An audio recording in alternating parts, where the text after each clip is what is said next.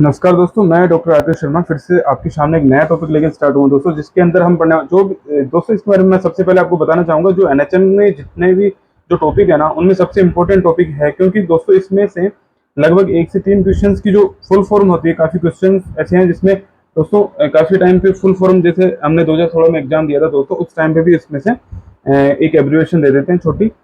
उसके अंदर आपको पूछा जाता है कि इसकी फुल फॉर्म क्या है, या इसके अंदर से बीच में से शब्द का आंसर पूछा जाता है कि इसकी फुल फॉर्म क्या है दोस्तों।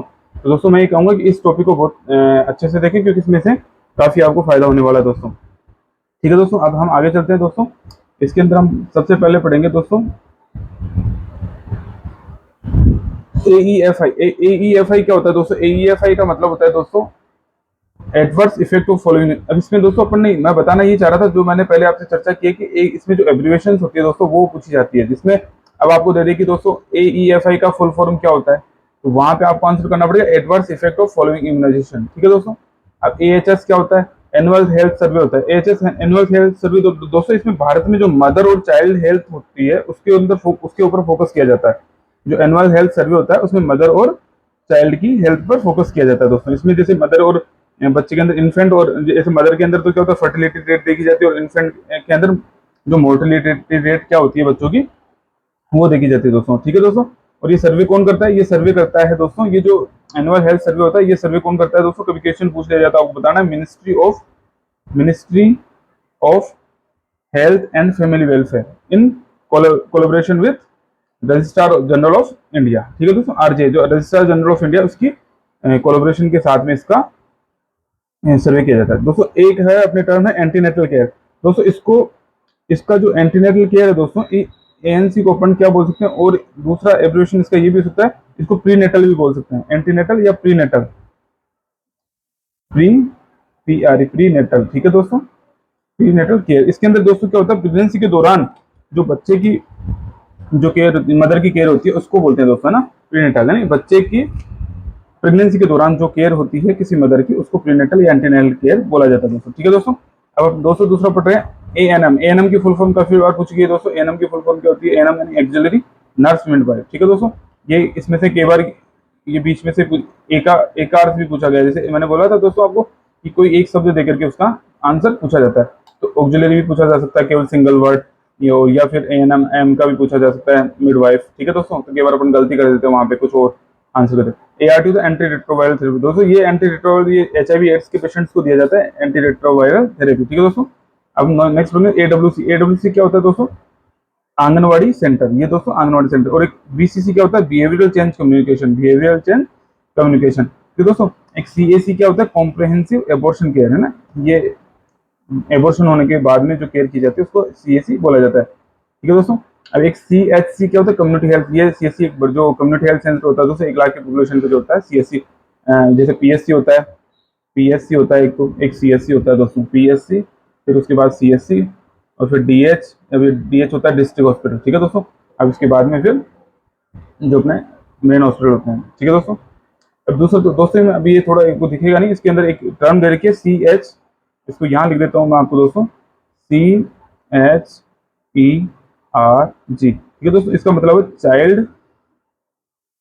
Health child health expert expert review, REVIEW, review GR group. ठीक है दोस्तों।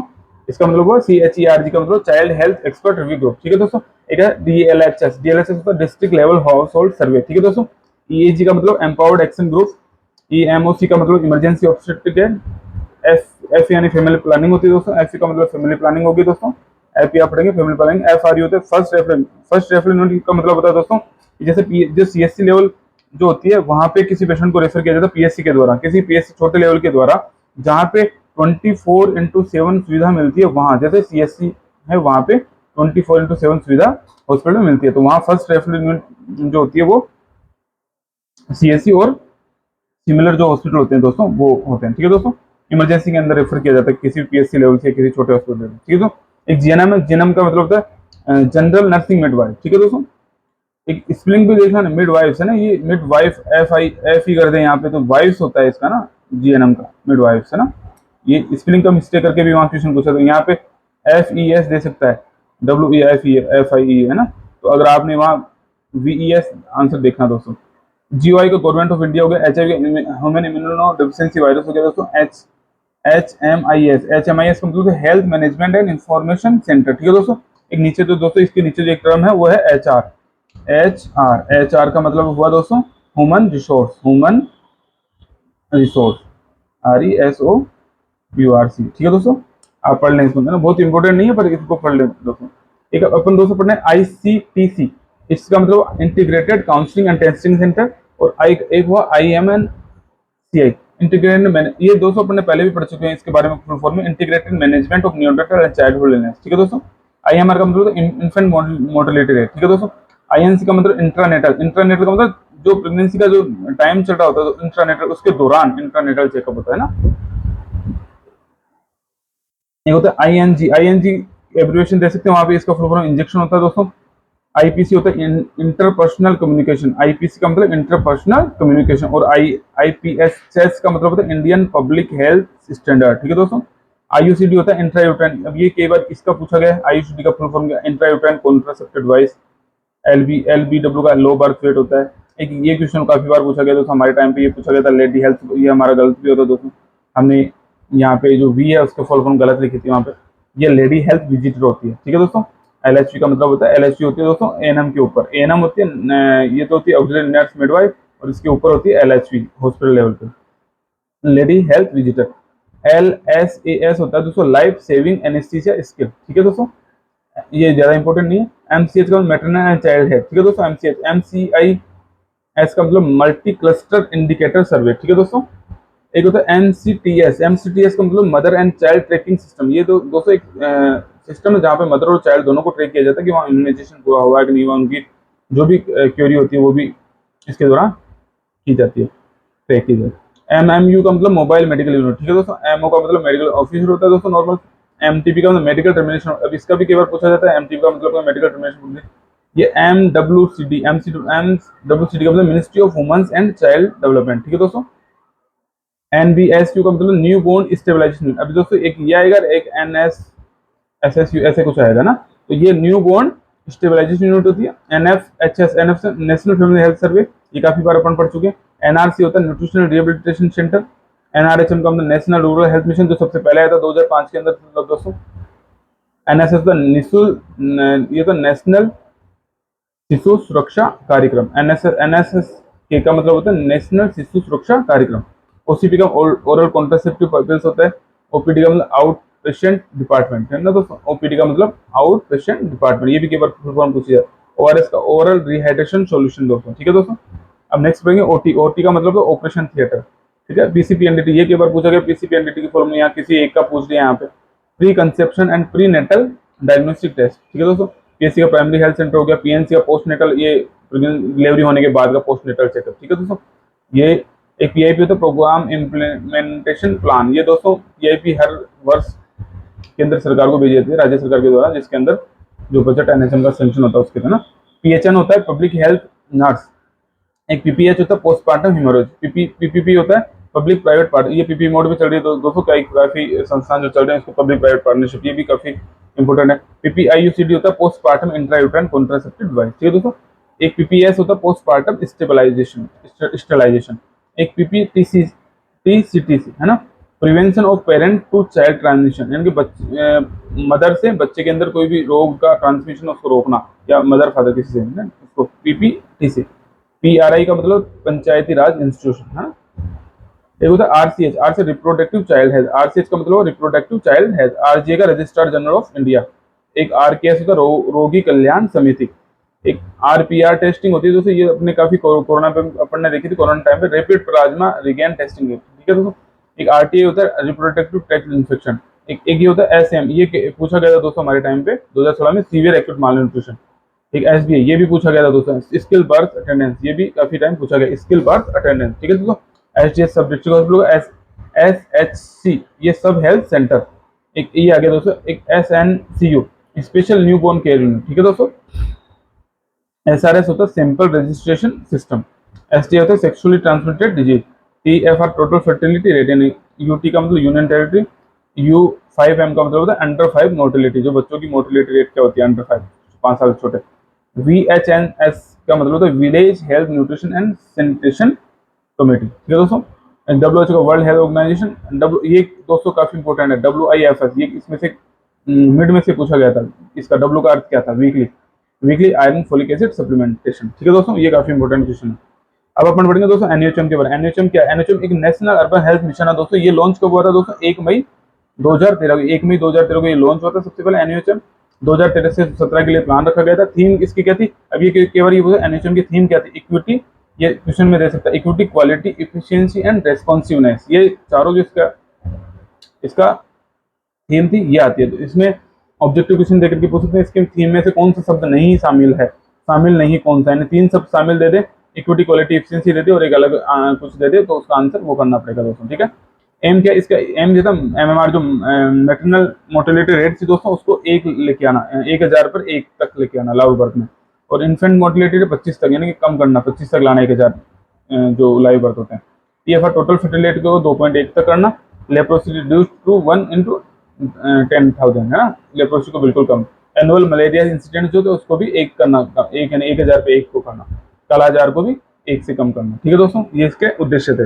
राष्ट्रीय बाल स्वास्थ्य, अब ये आरबीएस के दोस्तों ये प्रोग्राम चलता है आरबीएस के, इसमें से क्वेश्चन पूछा जाता है कि बार ये ministry of health and family welfare जो होती है, ministry of health and family welfare द्वारा चलाया गया प्रोग्राम है अंडर एनएचएम, एनएचएम के नेशनल हेल्थ मिशन के अंडर में लॉन्च दिस प्रोग्राम है ना। दिस प्रोग्राम स्टार्टेड 6 फरवरी 2013 को ये स्टार्ट किया गया था इन राजस्थान, और राजस्थान में कब हुआ था? 2 अक्टूबर 2014 को, ठीक है दोस्तों। This programme involve screening of children, ये जो छोटे बच्चे होते हैं, जो बर्थ से लेकर के 18 साल तक के जो बच्चे होते हैं उनकी स्क्रीनिंग करना है इसका मुख्य उद्देश्य होता है दोस्तों। और ये जो सबसे जो प्री स्कूल जो बच्चे होते हैं, प्री स्कूलिंग जो बच्चे होते हैं, आंगनबाड़ी केंद्र पे इसका स्क्रीनिंग की जाती है, आंगनबाड़ी, ठीक है दोस्तों, आंगनबाड़ी के अंदर, ठीक है। और जो आफ्टर स्कूल जो स्कूल गोइंग चिल्ड्रंस होते हैं उसमें स्कूल लेवल पे ये प्रोग्राम चलता है दोस्तों, ठीक है दोस्तों। The health screening will be conducted to detect 4D। अब ये इसके अंदर ये क्वेश्चन पूछा जाता है कि इसमें 4D में कौन सा शब्द शामिल नहीं है, कौन सा जो है वो शामिल नहीं है, ये क्वेश्चन पूछा गया था हमारे टाइम पे। डिफेक्ट एट बर्थ, ये 4D, जो 4D है उसमें defect at birth, disease, deficiency, disability and development delay, ये चारों शब्द इसमें शामिल होते हैं दोस्तों। इसमें से 3 शब्द दिए जाते हैं, उसमें एक अलग शब्द दिया जाता है, उसका आंसर करना होता है हमें। इसको याद कर लेना दोस्तों, रट लेना, क्योंकि ये काफी बार पूछा गया। आल्सो कवर 30, ये 30 बीमारियां होती हैं उनको कवर करता है दोस्तों। उनका अर्ली डिटेक्शन और फ्री ट्रीटमेंट मैनेजमेंट इसका किया जाता है, इंक्लूड सर्जरी लेवल भी तक। 125 children should be screened a day, एक दिन के अंदर जो आरबीएस की टीम होती है उसके अंदर 125 चिल्ड्रन को स्क्रीनिंग की जाती है दोस्तों, ये भी याद कर लेना दोस्तों। एक होता है जननी शिशु सुरक्षा योजना दोस्तों, ये जो प्रोग्राम था ये लॉन्च हुआ था 1 जून 2011 को, ठीक है। और कहाँ से? मेवात, हरियाणा, हरियाणा के अंदर मेवात से। Provided free and cashless delivery, free और cashless delivery, include caesarean section भी ये प्रोवाइड फ्री करता है। फ्री ट्रीटमेंट भी देता है सिक जो न्यूबॉर्न चिल्ड्रंस होते हैं अप टू 30 डे, 30 दिन तक। एम इसका उद्देश्य का eliminate out the pocket expense of pregnant, अभी इसका उद्देश्य होता है कि जो महिलाएं होती है जो प्रेग्नेंट, उनके जो खर्चा होता है उसको बिल्कुल कम करना। And newborn assessing public health institute, और जो न्यू बोर्न बच्चे होते हैं उनको सुविधा प्रदान करना। एम ऑफ एलिमिनेटिंग, यानी एलिमिनेट करना, उसको खत्म करना, पॉकेट एक्सपेंस, जो उनका पैसा खर्चा होता था बाहर, जो प्राइवेट सेक्टर में जो खर्च होता है उसको कम करना, बिल्कुल यानी खत्म करना। Entitlement of pregnant women and newborn, इसका जो एंटाइटलमेंट है प्रेग्नेंट वुमन और न्यूबॉर्न के लिए क्या है? फ्री एंड जीरो एक्सपेंस, यानी कि बिल्कुल जो एक्सपेंस खर्चा होता था उसको जीरो करना, फ्री करना उसको, है ना, जो डिलीवरी सेक्शन है उसका। मदर और फ्री ट्रीटमेंट, और बच्चे का फ्री ट्रीटमेंट करना 30 दिन तक। फ्री ड्रग्स और कंज्यूमेबल चीजें है ना, फ्री ड्रग्स है ना, फ्री एसेंशियल डायग्नोसिस करना, उनका जो जितनी भी जांचें होती है। Free diet during stay the health institution up to 3 day for normal delivery और 7 day for the caesarean section. Free transportation provide करना, फ्री ट्रांसपोर्टेशन के अलावा जो जहाँ से रेफरल यूनिट है वहाँ से घर तक। Drop back from institution to home, और घर से जो जहाँ इंस्टीट्यूशन है वहाँ से घर तक 48 आवर्स के आफ्टर स्टे के आफ्टर उसको घर पे छोड़ने का, फ्री ऑफ है ना। Exemption from the all kind of user charge, है ना, और किसी प्रकार का चार्ज इसमें नहीं लिया जाता दोस्तों, ठीक है दोस्तों, इसको पढ़ लेना आप अच्छे से। नवजात शिशु सुरक्षा योजना, एक एनएसएस के अपन ने जो शॉर्ट टर्म देखी दोस्तों उसको अपन समझ रहे हैं। This program is initiated by government of India September 2009 के अंदर ये स्टार्ट किया गया था। तो ट्रेन हेल्थ केयर जो जो ट्रेन हेल्थ प्रोवाइडर्स उनका एसेंशियल रोल होता है बच्चे के केयर में। And this aiming to reduce neonatal mortality, जो जो न्यूबॉर्न बच्चे होते हैं उनकी मोर्टेलिटी को कम करने के लिए दोस्तों ये प्रोग्राम चलाया गया था कि जो हेल्थ केयर प्रोवाइडर्स हैं उनको ट्रेंड किया जाता है इस प्रोग्राम के थ्रू, जिससे कि उनकी केयर अच्छे से हो सके और उनकी जो डेथ रेट थी बच्चों की वो कम हो सके। प्रिवेंशन ऑफ हाइपोथर्मिया, जो बच्चों की हाइपोथर्मिया से कई बार होता है ना, उसका टेम्परेचर डाउन हो जाता है बच्चे का, उसकी वजह से डेथ हो जाती है, उसको कम करना। प्रिवेंशन ऑफ इन्फेक्शन को बचाना बच्चे को। Early initiation of breast feeding को अर्ली, जितना जल्दी उसको उतना जल्दी स्टार्ट करना, ये सिखाना उसके उद्देश्य ना। Basic newborn resuscitation training to health professional है ना। ठीक है दोस्तों, ये इसका मतलब इसका गोल क्या है दोस्तों, टू रिड्यूस न्यूनेटल मोर्टेलिटी, बच्चों की जो मोर्टेलिटी रेट थी उसको कम करना, जो मृत्यु दर थी दोस्तों, मृत्यु दर जो थी उसको कम करना। Build capacity doctor and nurse to provide essential newborn care है ना, डॉक्टर और जो नर्स है उनकी जो कैपेसिटी है उसको बढ़ाना न्यूबॉर्न केयर के लिए।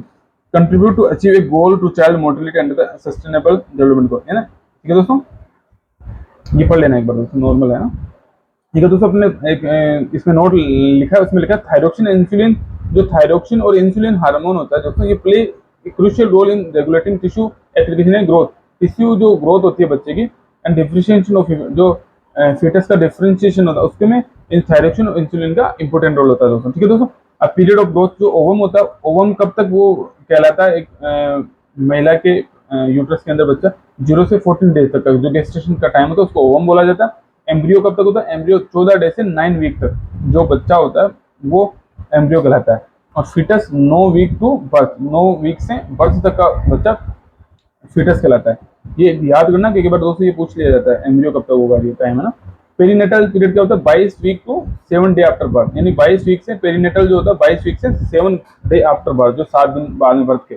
अब पोस्ट नेटल पीरियड जो होता है, अब किसी बच्चे को न्यूबॉर्न न्यूनेट का बोला जाता है फर्स्ट 4 वीक आफ्टर बर्थ, जो फर्स्ट 4 वीक होते हैं आफ्टर बर्थ के वो 28 दिन होते हैं, उनको न्यूनेट बोला जाता है या न्यूबॉर्न चाइल्ड बोला जाता है। और इन्फेंसी कब होती है, first year of life from birth infancy. और टोडलर होता है 1 से 3 साल तक का बच्चा। प्री स्कूल होता है 3 to 6 ईयर, स्कूल गोइंग होता है 6 to 12, और एडोलेसेंट होता है 13 से अबव, 13 एंड उससे अबव का एडोलेसेंट बोला जाता है। ये केवल पूछा जाता है दोस्तों एज के अकॉर्डिंग। एक बीम स्केल होता है, जो क्या होता है, एक्यूरेट जो मैनेजमेंट होता है वेट का वो देखा जाता है बीम स्केल वगैरह। और head circumference measuring process development of brain, जो हेड सर्कमफ्रेंस क्यों देखे जाते हैं, उसके ब्रेन डेवलपमेंट को देखने के लिए। ये अपन ने दोस्तों पहले भी पढ़ा, मिड अपर आर्म सर्कमफ्रेंस होती है MUIC है ना, MUAC। ये क्या होता है, न्यूट्रिशनल जो असेसमेंट होता है बच्चों का वो देखा जाता है इसमें। मिड आर्म जो सर्कमफ्रेंस, जो अपनी आर्म होती है भुजा होती है, उसके सर्कमफ्रेंस को देखा जाता है दोस्तों। और ये 1 साल से छोटे बच्चों में यूज नहीं किया जाता, ये एक बार देख लेना दोस्तों कि 1 साल से छोटे बच्चों में नहीं लिया जाता इसका वहाँ पर ना। आर्म सर्कुलेशन एसिड 13.5 से जो ज्यादा होती है वो सेटिस्फैक्टरी न्यूट्रिशन होता है दोस्तों। अगर ये 12 पॉइंट से 13.5 सेंटीमीटर मिड मॉडरेट न्यूट्रिशन माल न्यूट्रिशन बोला जाता है, और बिलो 12.5 से इसको सीवियर माल न्यूट्रिशन बोला जाता है दोस्तों। एक इन्फेंटोमीटर होता है दोस्तों, ये क्या होता है, हाइट को और लेंथ को देखने के लिए बच्चे के लिए इन्फेंटोमीटर यूज किया जाता है। एक स्टेडियोमीटर होता है, वो एक्यूरेट स्टैंडिंग जो हाइट होती है, स्टैंडिंग हाइट स्टेडियोमीटर दोनों, ये देखना दोस्तों, ये दोनों अलग अलग टर्म है। 3 kg तक जो वेट होता है वो नॉर्मल होता है न्यूबॉर्न का, इन्फेंट का, बट 10% वेट लॉस आफ्टर, जो 10% वेट होता है बर्थ के बाद में घट जाता है दोस्तों ना, एंड रिगेन 10 डे आफ्टर, और 10 दिन बाद में वापस वो रिगेन करना स्टार्ट करता है।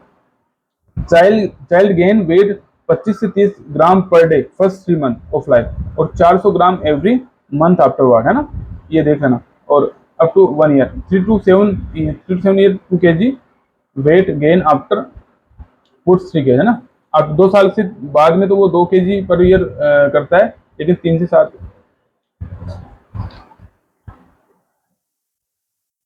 7 साल का जो बच्चा होता है 3 से 7 साल तक 2 किलो वेट गेन करता है, और उसके बाद में जो होता है per year 3 kilo weight gain करता है दोस्तों, है ना। Length is 50 centimetre at the birth, जो इसकी बच्चे की जो लेंथ होती है वो 50 सेंटीमीटर बर्थ के टाइम 50 सेंटीमीटर, और 60 centimetre at the 3rd month 65 ये देख लेना दोस्तों ना। ये काफी नॉर्मल चीजें। 75 सेंटीमीटर होता है 1 साल तक का, और 100 सेंटीमीटर 4 साल तक होता है। एक टेरेटोलॉजी का study of development of anomaly, कोई भी एनोमली होती है चिल्ड्रन बच्चे के अंदर, कोई भी बाय बर्थ एनोमली थी उसको स्टडी ही टेरेटोलॉजी कहलाती है। ये होता है एजीनेसिस, ये जो कई बार complete absence of an organ, unilateral और बायलेटरल, यानी दोनों तरफ या किसी ऑर्गन का कंप्लीट एब्सेंस होती है ना, उसको एजेनेसिस बोलते हैं। एप्लेजिया होता है absence of development of an organ, किसी ऑर्गन का डेवलपमेंट ही अगर नहीं होता है उसको with presence of rudimentary organ, अगर वो रूडिमेंट्री टाइप में प्रेजेंट होता है, उसका फंक्शन नहीं होता है तो उसको एप्लेजिया बोलते हैं। हाइपोप्लेजिया होता है इनकम्प्लीट डेवलपमेंट ऑफ एन, और किसी ऑर्गन का इनकम्प्लीट डेवलपमेंट होता है उसको हाइपोप्लेजिया बोलते हैं, नॉट रीचिंग टू नॉर्मल, ये नॉर्मल तक नहीं जाता। एट्रेजिया होता है incomplete formation of lumen in hollow viscus, यानी किसी ल्यूमन का फॉर्मेशन पूर्ण रूप से नहीं हो, एट्रेजिया बोला जाता है दोस्तों। एक डिस्ट्रोफिक एनोमली होती है दोस्तों। डिस्ट्रोफिक एनोमली का मतलब होता है result from failure of fusion, किसी भी पार्ट का फ्यूजन नहीं होना। जैसे स्पिना बिफिडा होती है दोस्तों, इसमें ये जो अपने स्पिना बच्चों में होती है दोस्तों, ये जो वर्टेब्रा होती है वहाँ उसका कंप्लीट फ्यूजन नहीं होता है, वहां से कोई पार्ट अंदर से बाहर निकल जाता है और वो दिखता है बाहर दोस्तों, है ना। जैसे बाय बर्थ डिफेक्ट होता है जिसमें कि स्पिना बिफिडा फेल टू डेवलपमेंट, है ना, डेवलप प्रॉपर्ली। जो स्पाइनल कोड होती है दोस्तों ये फेल हो जाती है ना इसका, ठीक है। और spine note form properly neural tube, इसको न्यूरल ट्यूब डिफेक्ट भी बोलते हैं इसमें ना, ठीक है दोस्तों। एक होता है फोकोमेलिया, इसका it is rare birth defect that cause severe limb shortening, यानी किसी लिम्ब का छोटा होना, इसको फोकोमेलिया बोलता है। साइटोजेनेटिक क्या होता है, cytogenetic branch of science dealing with study of human chromosomal abnormality से संबंधित साइंस को साइटोजेनेटिक कहते हैं। मेटासेंट्रिक क्रोमोसोम, मेटासेंट्रिक का मतलब एग्जैक्ट जो सेंट्रोमियर एग्जैक्टली इन मिडल, जो सेंट्रोमियर होता है दोस्तों, मेटासेंट्रिक जो होता है उसके अंदर क्या होता है दोस्तों, एक बार अपन बता देते हैं आपको, तो मैं आपको बताता हूँ। ये जो ये जैसे ये होता है दोस्तों इसके अंदर, है ना, इसके मेटासेंट्रिक का मतलब होता है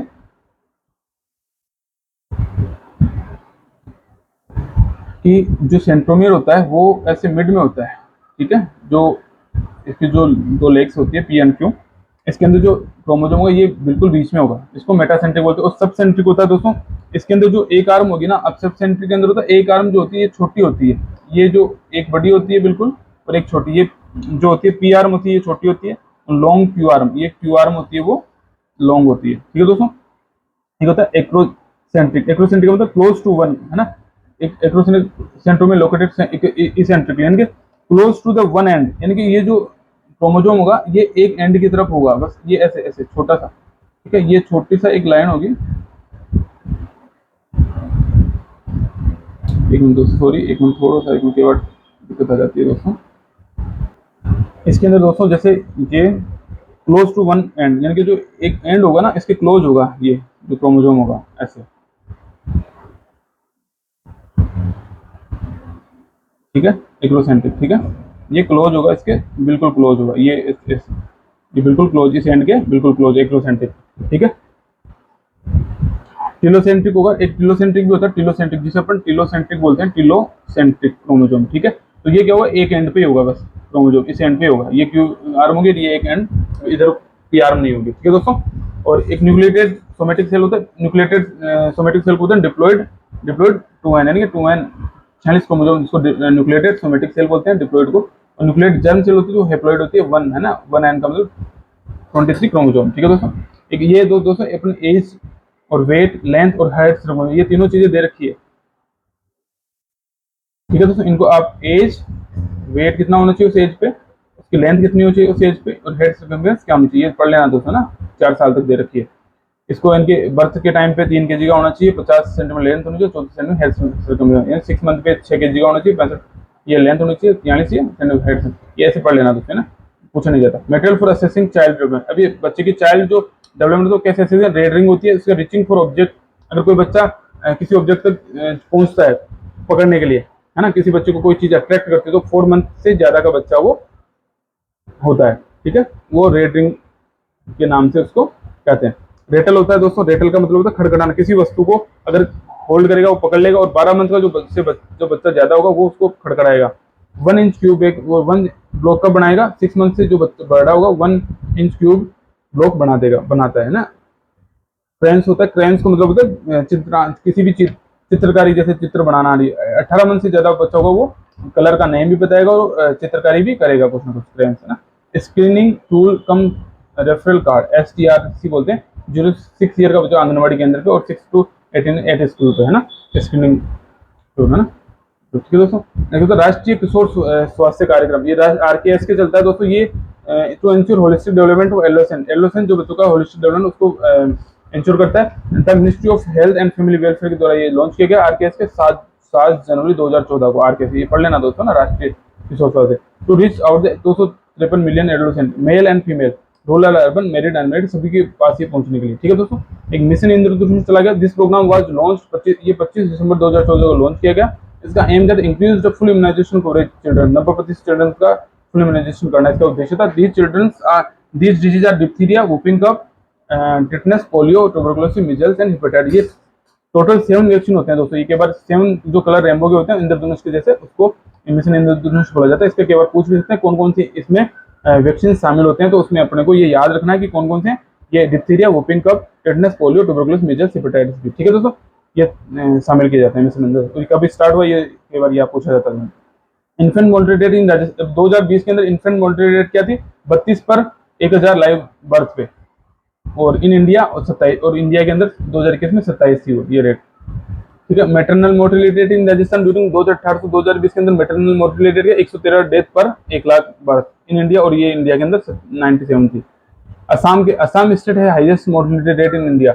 असम में सबसे ज्यादा जो मोर्टेलिटी रेट होती है बच्चों की वो होती है, एंड केरला है लोवेस्ट डेथ, और केरला होता है उसमें लोवेस्ट होती है, 7 ही होती है केवल। SDG goal for MMR is less than 70 1 lakh population live birth bye 2000। इसका एसडीजी का जो सस्टेनेबल डेवलपमेंट गोल का उद्देश्य है कि जो मैटरनल मोर्टेलिटी रेट है उसको 70 तक लाना। 1 लाख जो बच्चे पैदा होते हैं मदर के, उसके ऊपर 70 तक करना, उसको 2030 तक उसको बिल्कुल कम करना दोस्तों।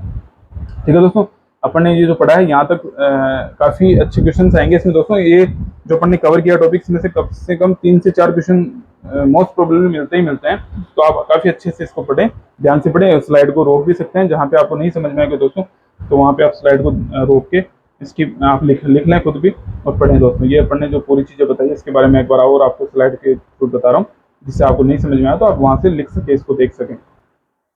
दोस्तों मैं खुद भी ये हमने तैयारी की थी, तो हमने इसका काफ़ी अच्छे से गहन जो स्टडी करके मैंने ये बनाया टॉपिक, क्योंकि उस टाइम पे जब हमारे से छोटी छोटी गलतियाँ हुई थी वो आपसे नहीं हो, क्योंकि इसमें कई बार ये फुल फॉर्म पूछी जाती है। ये जो दोस्तों ये देख लो सामने आप, इनमें से फुल फॉर्म काफ़ी टाइम पूछी गई है। ये हमारे से गलतियाँ होती थी यहाँ पे। तो एक एक क्वेश्चन बहुत इंपॉर्टेंट होता है। तो अपन बड़े क्वेश्चन को तो दोस्तों कर लेते हैं, लेकिन छोटा क्वेश्चन होता है वो हमेशा गलत हो जाता है कई बार।